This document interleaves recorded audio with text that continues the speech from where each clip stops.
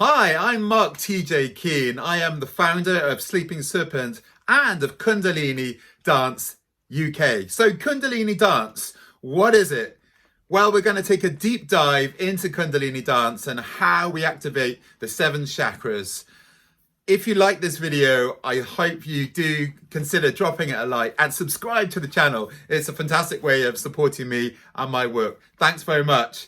And maybe click the notification bell as well, because as soon as I make a video like this, you'll know straight away. Right, without further ado, Kundalini Dance. Well, Kundalini Dance, let's take it back.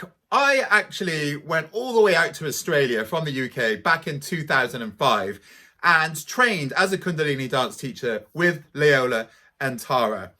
And it was an incredible experience for me bringing this back to the UK, because I really got to learn a lot of Kundalini dance, how powerful it is, by teaching it myself. And they say, if you really want to learn something, then teach it. Well, to start off, it's barefoot. Why? Because when we're in bare feet, we have these well springs, like chakras at the bases of our feet, the soles of our feet, and they draw up the earth energy. This earth energy is absolutely key to Kundalini dance, because we draw up the earth energy into our central nervous system in order to ignite the secret fire of the Kundalini Shakti life force energy.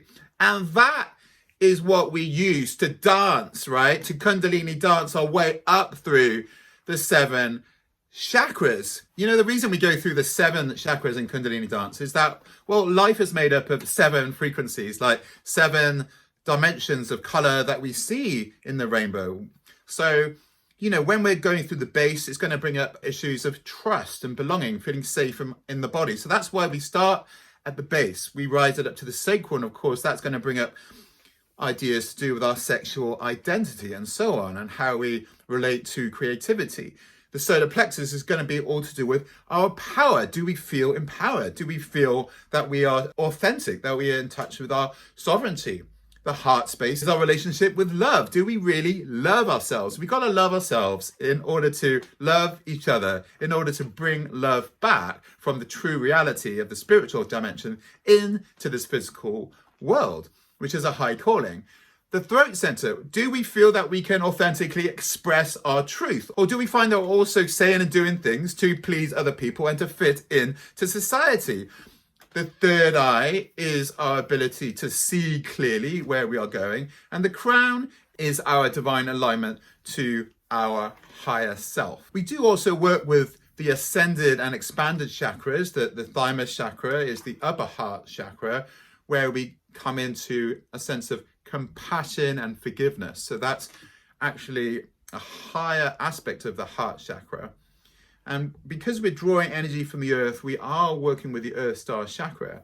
And when we're bringing energy down from the solar disk, essentially this aligns with the ascended chakra of the stellar gateway chakra as well. So we're working with the 7 chakras primarily, but we actually encompass all of the ascended and expanded chakras as well. So that's what makes this not only very unique, but extremely profound and powerful. Now, there are 4 main phases in Kundalini dance, because there are 4 main bodies that we embody. The first one, you already know, it's very famous. It's the physical body. The physical body is a great way of getting into our multi-dimensional nature, because when we're dancing, we're moving, we're feeling, we're breathing, we're activating. And what happens is we activate our cellular memory. Why?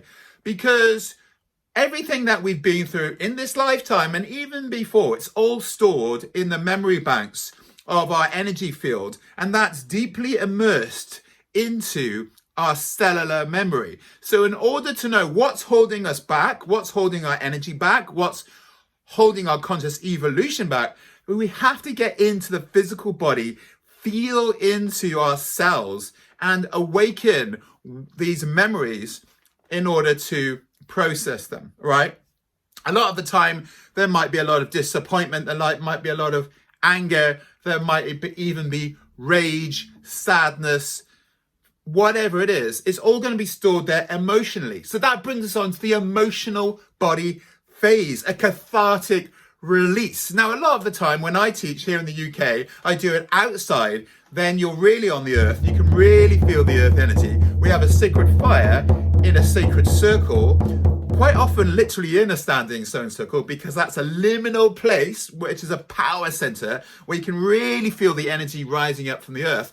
And then when you go through this cathartic release, you throw anything and everything that's no longer serving you into that fire. So the fire in the sacred circle becomes a mirror for the sacred fire of the Kundalini within that transmutes all of this pain, all of this stuckness, all of this inertia, this shadow, and you transform it into this luminous, vibrant, authentic self, which is our true nature, right?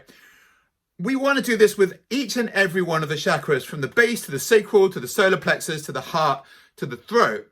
When we get to the third eye and open up that visionary state, that shamanic awareness, then we start to already get into the spiritual body phase, to actually see that we transcend the 5 elements that are corresponding to the 5 chakras up to the throat center, and we start to remember why we chose to incarnate, who we really are, what is our purpose, our destiny.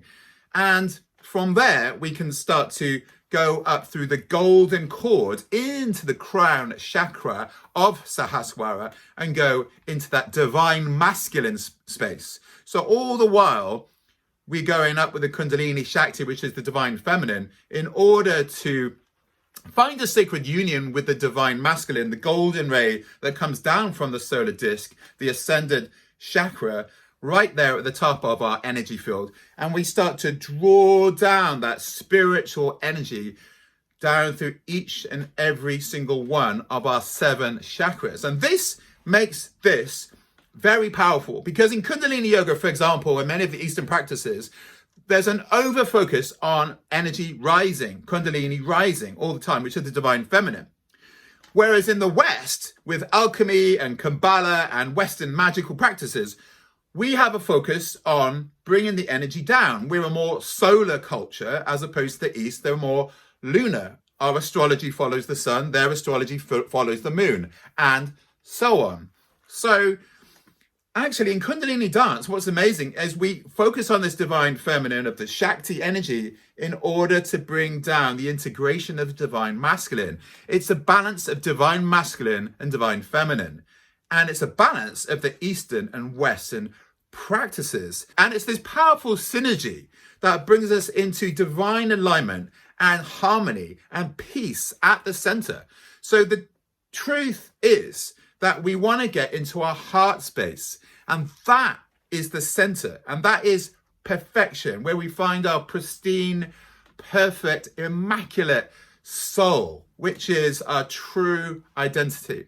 And when we find that, it's a keeper, because we find that we are peaceful, that we are abiding in the realm of eternal love, that we can never die, that we're spiritual beings having a human experience, and we actually are part of the infinite and omnipresent spiritual dimension of reality. And so in order to integrate that, the final stage is the mental body phase, where we meditate and we begin to just process and assimilate everything that we have journeyed through in the 4 bodies and the 7 chakras, with the help of the earth energy, in order to draw down this spiritual insight, where we begin to receive higher frequency integrations, downloads, memories, all sorts of things.